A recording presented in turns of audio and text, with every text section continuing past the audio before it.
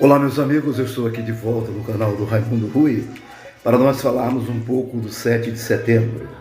Essa data é importante para o Brasil.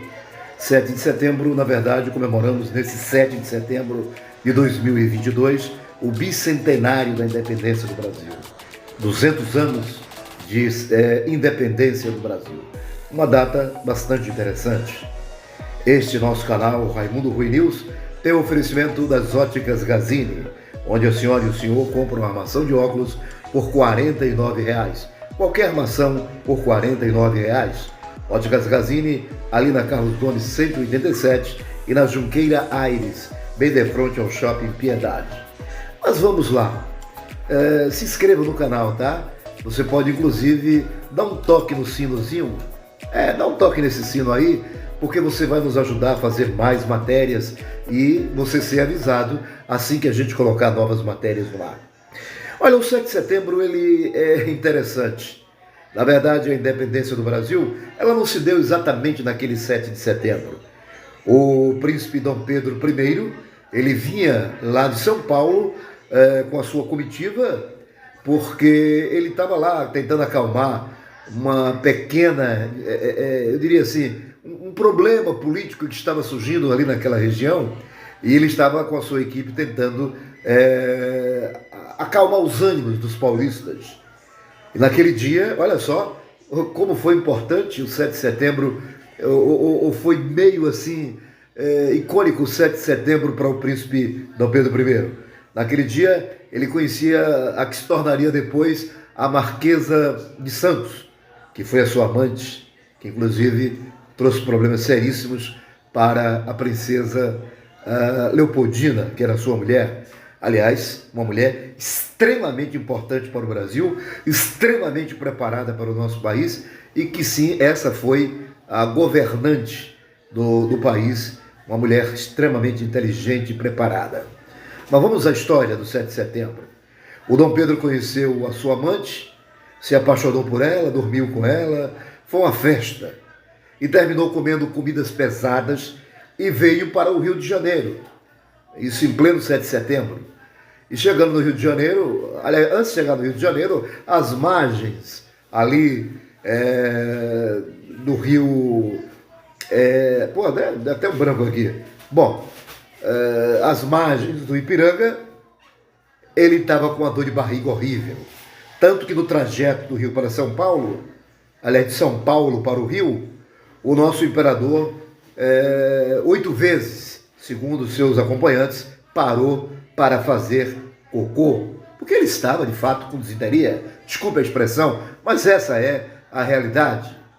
E aí, ele não veio naquela cavalaria, com aquela cavalaria maravilhosa, que foi pintada pelo nosso querido pintor, excelente pintor brasileiro de todos os tempos, o Luiz Américo. Desculpa, o Pedro Américo, mas sim, ele vinha com mulas, não tinha cavalos, eram mulas.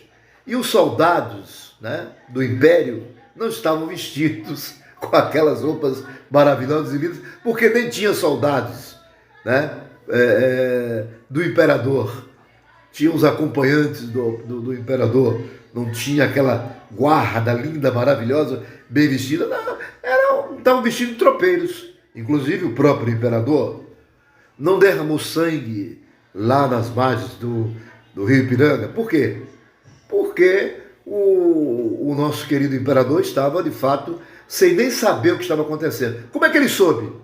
No caminho veio um portador mandado pela nossa querida Leopoldina, dizendo a ele que Portugal exigia que ele voltasse depressa para Lisboa, o mais rápido possível, e que todas aquelas determinações que o imperador tinha feito não valia mais nada, porque o Brasil ia voltar a ser colônia.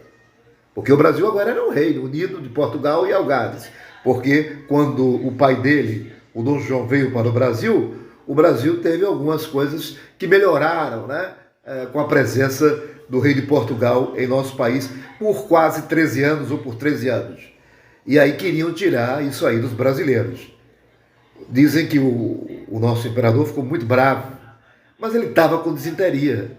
Ele estava com a sua mula, e as mulas que estavam seguindo ele Simplesmente ele parou ali no rio e foi defecar, foi fazer o número 2, porque a situação dele era muito complicada. Então não teve negócio de espada para cima, nada disso. Teve a indignação claro, do nosso imperador, mas só isso. A guerra foi aqui. Os grandes nomes da guerra brasileira pela independência foi lá no Grã-Pará. Sabe o que era o Grã-Pará? Amazonas, tá? Aquela região ali, Maranhão, né? Se eu não me engano, Rondônia, o que hoje é Rondônia, Maranhão, Mato Grosso, ali sim também aconteceram negros, pardos, ex-escravos, escravos, lutaram pela independência do Brasil, e os pequenos comerciantes e até alguns ricos comerciantes também lutaram pela independência do Brasil. Como aqui na Bahia, que a luta foi mais organizada, mais bem travada, e vencemos graças aos índios, aos negros e ao povo brasileiro que se uniu para mandar embora os portugueses. Então essa é a verdadeira história do Brasil. O resto é quatiá-quatiá.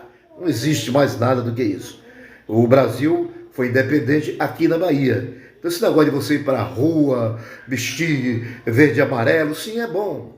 Mas não bote político no meio, seja de esquerda, seja de direita, de centro, de meio. Vai comemorar a independência para que sejamos de fato independentes. Porque quando independentes, né? Quando o Brasil se tornou independente de Portugal, o Brasil mudou pouca coisa. Continuou a escravidão horrível em nosso país, mudou um pouco o estilo da nossa escravidão, mas a perversidade continuou, a maldade continuou. O Brasil continuou sem ligar para o Nordeste, como não liga até hoje. O Nordeste é esquecido até hoje. O Brasil continuou com suas políticas educacionais inexistentes, políticas que não existiam, como praticamente não existe hoje. O povo, 90% ou mais do povo brasileiro, era analfabeto, não tinha escola, não ia para as escolas.